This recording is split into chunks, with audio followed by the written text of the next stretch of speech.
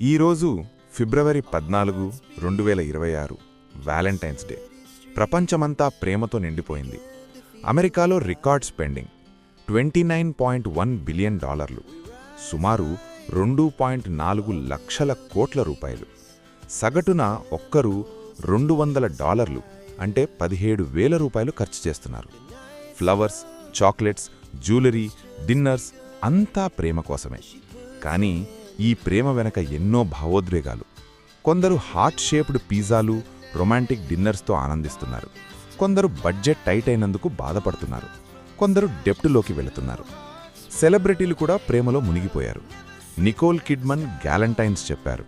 Eva Mendes Ryan గాస్లింగ్కి sweet tribute. Kylie Jenner, Hailee Steinfeld అందరూ ప్రేమను షేర్ చేస్తున్నారు. కానీ నిజమైన ప్రేమ డబ్బు కాదు, హృదయం. పెట్స్కి కూడా $2.1 బిలియన్ గిఫ్ట్స్. ఫ్యామిలీ, ఫ్రెండ్స్కి ప్రేమ. ప్రేమ ఎప్పుడూ ఖరీదైనది కాదు, కానీ అది ఇచ్చే ఆనందం అమూల్యం. మీ ప్రేమికుడు, ప్రేమికురాలు లేకపోయినా సెల్ఫ్ లవ్, ఫ్యామిలీ లవ్ అది చాలు. ఈరోజు మీ హృదయం ఎవరికైనా ఐ లవ్ యూ అని చెప్పండి. ఎందుకంటే ప్రేమ ఒక్క మాటతోనే ప్రపంచం మారుతుంది.